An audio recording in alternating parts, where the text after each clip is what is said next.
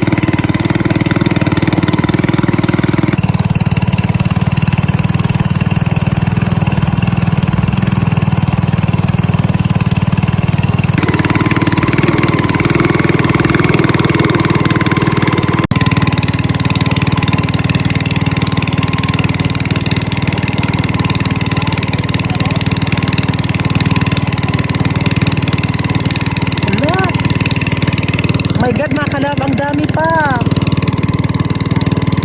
My God, mga kalab, tignan nyo po, sobrang dadami pa, mga kalab. Oh, medyo madami pa doon, oh. Ayan, ang dadami pa doon. Wala, thank you, Lord. Diyos ko, Lord. Ayan, oh, yung mga isda po is papalapit na po sila dito dahil yung tubig is papaubos na din.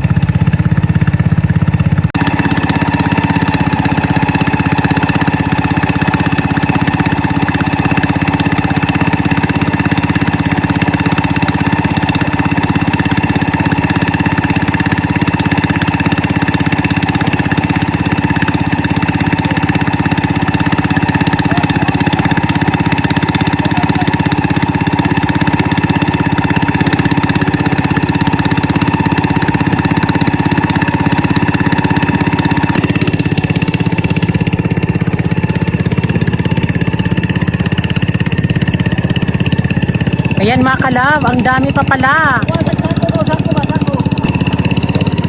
Daghan pa be? Oo. Ala, madami pa.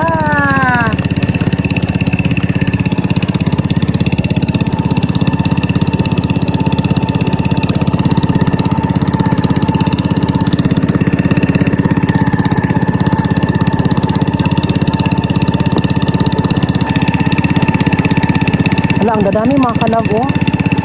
Tignan nyo. Ayan, oh. Ala, andyan sa may ano.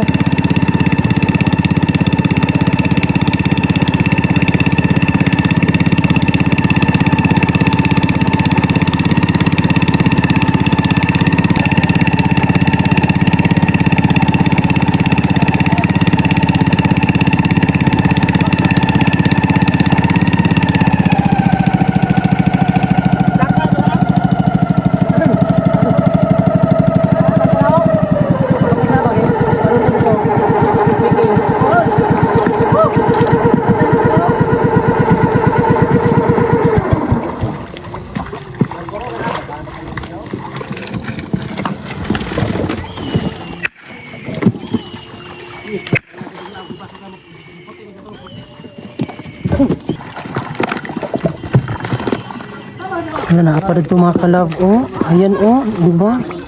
Naapa.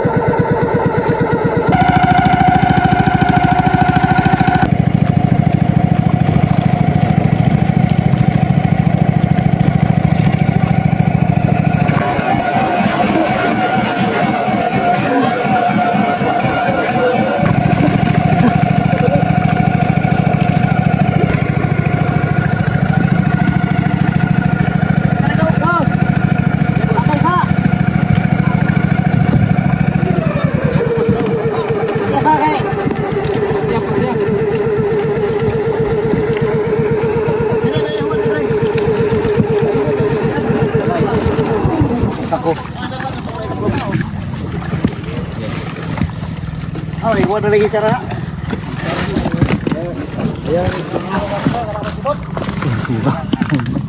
Ano? Eh?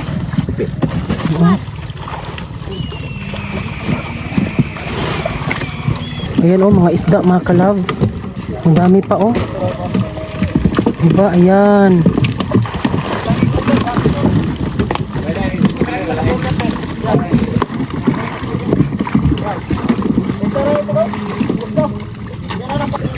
Ayan, sa part na to mga kalabo, medyo madami dyan sa, sa ilalim. Ayun po, oh. Ayan. Ano pa? So, gagamitan po ng laya para makuha po mga kalab.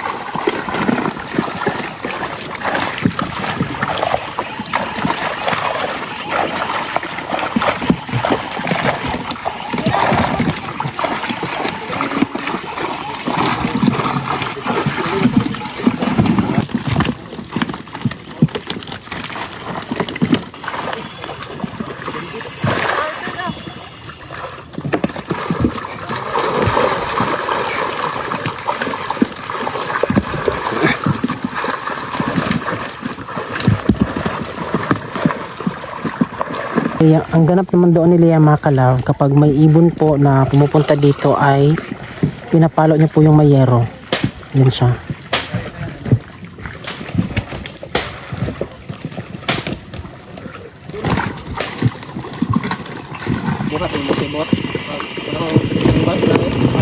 Lai sibot, ambot ha to butang. Lumirobit singkong na ilan ba?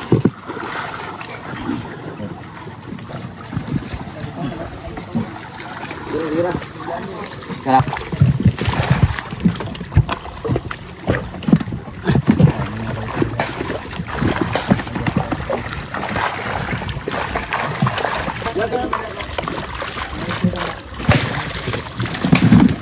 Yan, na-wash out gihapon. Nakit.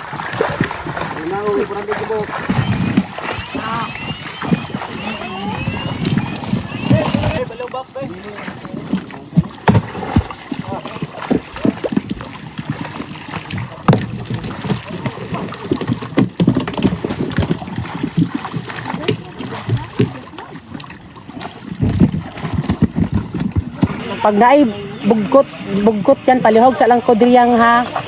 Kita mo na ra ko dira mangita sa ko dira. Tagaig bugkot daw si Kuya PG yang. Murag padong siya diha ah. Oh, nana padung na. Dito muna ko. Dala lagi. Ayan si Curlia. Ay, salamat yang. Oh. Di magkuan. Dito ra ta magkuan. Oh, sige na.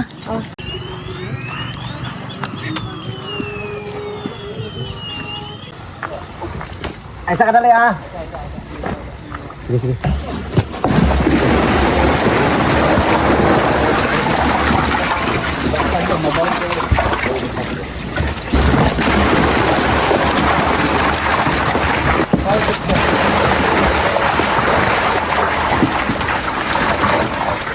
Diri.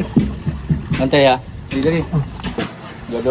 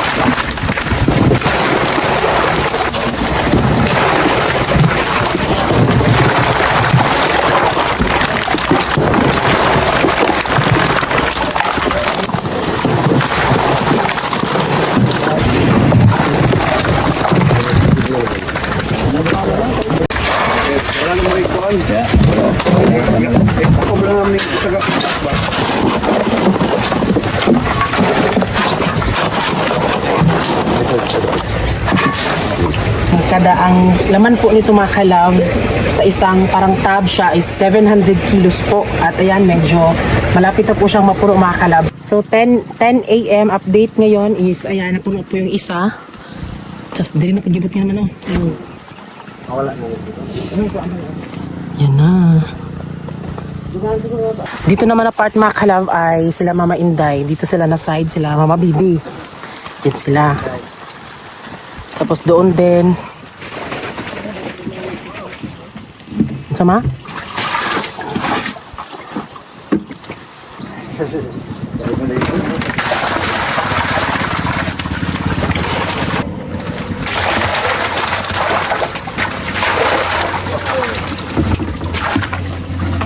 So ngayon mga kalab is 11 AM at ngayon po ay tapos na po yung pag-harvest at ngayon ay magsa-sizing na po mga kalab. So ito na po yung pinaka-last part na para malaman po natin kung ano yung mga makukuha po natin mga kalab. So sa isang mga kalab drum ay ito lang po yung nakuha. Medyo nagkalahati lang siya. Halimbawa, 125, 115, 105, 195 ang CS, 95. Ang BS, 85, 75, 65. So ilista lang natin. Ang presyo niya ba? Presyo? Ang big, One ko butang sige. 125, 115, 105 ang small, 95 ang TS, 85 ang BS, 75 ang SS, 65. Ano yung RJ? Pulau Abab. Itong gagmay kayo ba? Lagi-lagi. Arti lagi. Jadi ra. Mga part ambil ang mga to kay kan duha ka dagko. Largo ni karga. So yung timbangan po nila mga kalab is parang timbangan po ng bata na ititimbang. O diba? Iba kasi yung nakaraan mga kalab is yung ano lang siya paupo. Oh. Pero ito mga kalab Duha. Kadua na. Sige. Isa. Ay, duha ra day kay tulo ra may. Medium small. Na big, Big na. medium, small. Big, medium, small. Baro to ipaplaster na ano?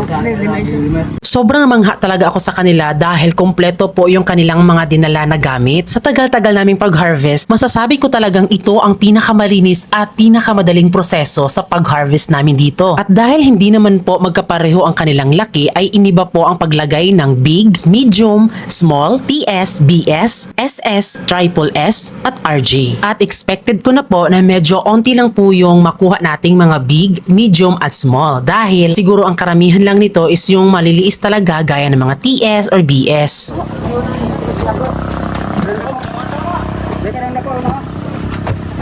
Ini ko ninyo to. Ang gagmay.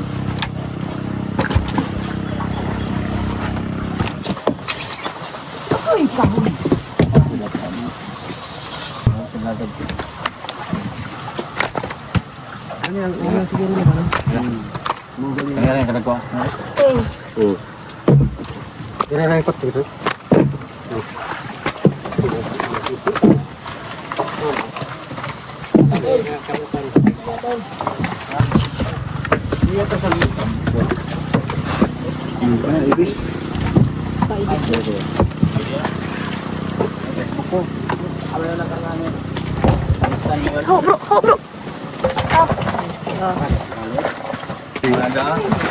Ada apa sih? Putra? Ada kan? Atau bang?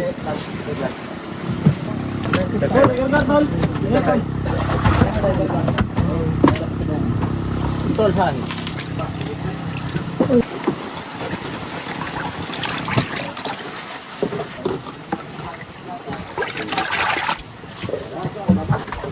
Medium. Medium. Medium do, iya. Medyo Tubag. Bag.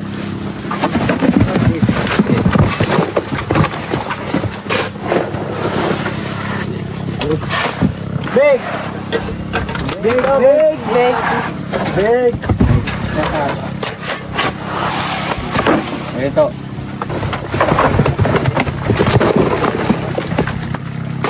Salah do. Yan lang ito kasi. Hindi, anak. Ayan kasi. Mga tungkol sa ano po. Ang lakay. Road.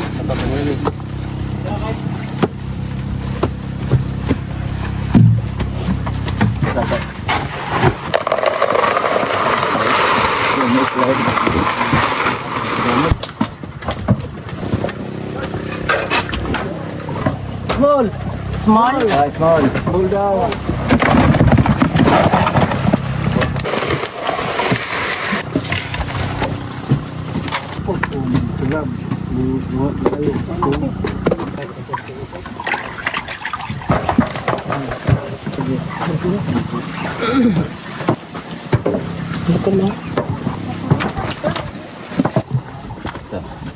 Medium. Medium. Medium.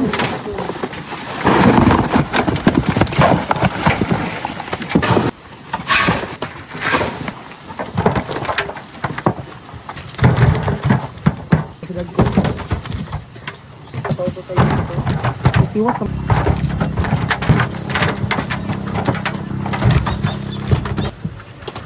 Big! Big te.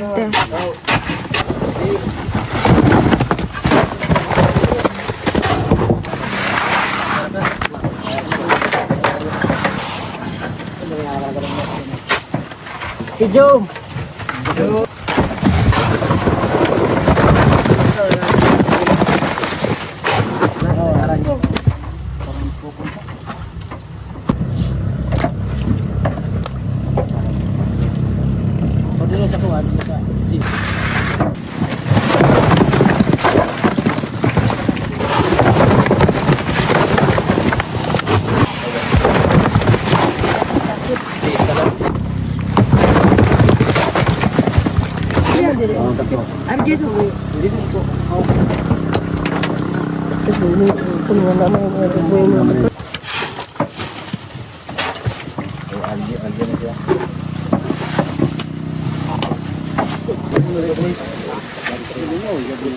Ayan, nakikita nyo naman po na hindi talaga sila same size. May mga malaki, maliliit, may katamtaman. Ayan, pero pasalamat din talaga kami dahil pwede pa din talagang mapagkakakitaan po ang mga maliit na isda niyan. Kaso nga lang, iba po yung presyo niya. So, ayan po si Uncle Renzo po. So, kasamahan po nila Mama Inday sa pangingisda. So, nung nag-fish pan din po sila Mama dito noon, ay sila din po yung bumili. At ngayon mga kalab, ay pasalamat din talaga kami kasi kung hindi po dahil kay Mama Inday at Papa Buboy, wala talaga kaming buyer ngayon kasi pinuntahan po kasi nila yan ni Papa Buboy na meron pong mag-harvest. Ayan kami po kasi may mga buyer naman po dito pero sa amin hindi sila kumukuha po ng mga maliliit lang, gusto talaga yung maramihan talaga pag-harvest. Inaalalayan din po kami dito nila Mama Inday at Papa Buboy kasi nga diba bakla, sobrang tagal na nila sa pag-isda, so alam na talaga nila kung ano ang mga kalakaran sa pagsasizing din po ng mga tilapia. Di din talaga kami nababahala dahil andyan po sila Mama Inday at Papa Buboy. And of course kay Mama Bibi at Papa Carlo, kapag minsan wala kami dito, sila talaga yung nagpapakain po ng mga isda namin. So, dahil busy po talaga kami sa life, kung makakagala lang po naman kami is meron lang po talagang oras, hindi po talaga yung whole day, di ba? So, syempre, pasalamat din talaga kami sa lahat po ng mga parents namin. Syempre, tinutulungan din nila kami kasi alam po ng mga magulang namin na hindi rin kami makakalimot kapag may bonggang blessing kami, di ba? So, share lang mga kalove para more blessing. So, ako naman din po yung tagalista dyan at madali lang po siyang ilagay kasi kunwari ang sabihin doon is big or medium or small, di ba? So kada banggit ilagay mo doon is 34 kilos po yung ilagay, tapos another naman, so 34 kilos, ganyan. Bale, 35 naman dapat yan mga kalab, pero minus 34 siya dahil dyan sa inilagay pong, basta yung parang basket siya mga kalab, basta alam nyo na yan, basta yun. So yan mga kalab, sa wakas dahil natapos na yung pag-harvest namin mga kalab. Hindi naman. Yan for the boys. Dahil ako, lahat po ng ihatag ng mga isda para sila. Muna ihatag na mo po. Napay bangos. Ayan, wala pong uwing luhaan dahil bukod sa may sahod po sila, meron din po silang mga isda. O, lahat po talaga nabigyan at yun nga, walang uwing luhaan. At alam nyo naman po, di ba sa amin, kapag meron kaming bonggang blessing, hindi talaga pwedeng walang mabigyan dahil share your blessing lang talaga. Kasi the more you give, the more you receive. Yun! Pinipray ko talaga palagi na sana madami kaming blessing kasi bakla, ang sarap sa feeling kapag makapagbigay ka. No? Yung bang, hindi naman siya maliit, hindi siya gaano kalaki. Yun bang, basta sa puso't isipan mo, binigay mo siya ng walang kapalit or yung hindi siya babag ba, walang puot sa sarili na ito, bigyan ko na lang siya kabisin ganyan. Hindi man, oy, di ba? Mas maganda talaga na nagbigay ka 100% na hindi pinipilit na magbigay ka. At ayan, tapos na nga kaming mag-harvest at papauwi na nga kami nito at talagang, ay, salamat Lord. Maraming salamat talaga sa blessing. At nung pagdating po namin sa bahay, ay nag-share na naman po kami sa mga kapitbahay namin. Pero bago namin sila binigyan ay nilinis muna namin bago ibigay sa kanila. So ayan mga kalab, dito na nga po kami sa bahay. Yes. Grabe. Alam nyo mga kalove, nung nakaraan pa, yung harvest. Ngayon po, sinut po namin ito is March 23, 2026. Diba? So March Yes. 19 lang po yun mga kalove. Pagkatapos po namin ng harvest noon, meron po kaming ginawa sa pera. Kaya abangan nyo po sa next vlog ha. Yes. Para nakita nyo po lahat po kung ano po ba ang ginawa namin sa pera or winaldas lang ba namin or nagpalagay ba ako ng buging, di ba? Or nagpaganyan ba? Hindi bakla. Kasi ang usapan dito is yung future namin ni Francis. Yes. Unahin talaga yan. Yung mga na-harvest po namin is umabot po siya ng 1 ton! Yes, 1 ton po. Ay, kay Padool. 1 ton. Yes. Oh, 'di ba? So first time po naming magkaroon po ng harvest po na 1 ton kasi nung last harvest po namin is 300 kilos lang po talaga siya. Pero hindi po ibig sabihin po na 1 ton talagang bonggahan na talaga ang kitaan. Ang nangyari kasi sa amin mga kalab, kaya siya naging 1 ton dahil sinundan po namin ng mga 10,000 po na binigay po ni Sir Tom, pero naglagay kami nung una mga 10,000 din, tapos 'di ba na wash out nga, tapos yun onti na lang po yung natira. So yung parang na-focus po na napakain doon is yung sa amin mga kalab, tapos nasunod din po yung binigay ni Sir Tom. Pero meron naman pong napirahan mga kalab, parang naging medium siya mga kalab yung kay Sir Tom, tapos nakasundan din ng mga small, ganon. Tapos yung mga big po ay yung una na nilagay namin po. Hindi kami lugi, hindi din po kami yung basta sakto lang talaga makalab, Sakto-sakto parang lang. nasa gitna lang. Pero masasabi ko talagang malaki po yung naipalabas namin na pera sa pagpapakain po ng mga Yes. tilapia. Hindi siya yung basta puro char-char na lang na pagkain, kasi kailangan talaga bongga siya makapagpagpakain. Salamat din kami kasi umabot po kami sa 1 ton kilos po yung nakuha namin sa mga tilapia. Nung nasalantaan po kami ng bagyo ay hindi na talaga dapat kami magpatuloy pa na maglagay pa kami ulit. Kung ano yung natira, yun na lang po yung i-continue namin. Pero, yun nga, nabigyan kami ng blessing na bigla. Syempre, binigyan kami ni Sir Tom, pero syempre, sino ba kami para tanggihan, di ba? Kaya, yun, tinanggap talaga namin ng buong Yes. walang pagdadalawang isip mga kalab, kasi si Sir Tom na po yan. Syempre, yung mga parents po namin, no more question kung nabigyan ba siya or hindi. Kasi kung isa kang solid family, alam mo kung gaano namin kamahal Yes. yung mga parents Totoo namin. po yun. Hindi po talaga namin sila nakakalimutan, di ba? So, di lang talaga namin siya, meron naman po kami video mga kalab, pero tatakpan ko lang.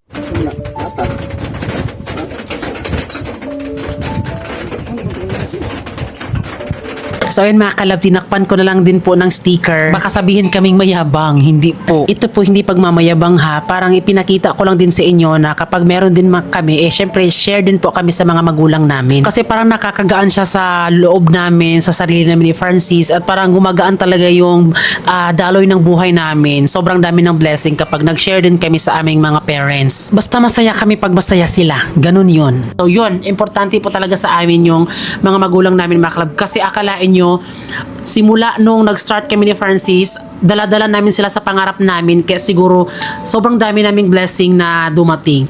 Although po, yung mga parents po natin is talagang magpaka-parents po talaga sila. So, syempre, mararamdaman mo yan kung isa ka talagang anak, di ba? Correct. So, may mga din sila, may time din mga kalab na parang medyo nagagalit din sila kasi syempre parang naranasan na din natin, pero okay lang yun kasi kahit balik-balik ta rin man po mga kalab, mga magulang pa rin natin yan sila. Yun, happy po sila sa mga natanggap po nila mga kalab, at sa syempre sa mga kapatid po ni Francis na nag-ano po sa fish pan po. Nice, na sila suhod, meron silang sahod May mga sahod kalab. sila. Yes, at ito lang talaga yung mapapromise ko mga kalab. Ngayon na nagkaroon kami ng pera, talagang gagamitin talaga namin sa saktong pamamaraan yung aming pera, dahil hindi naman po forever vlogger kami.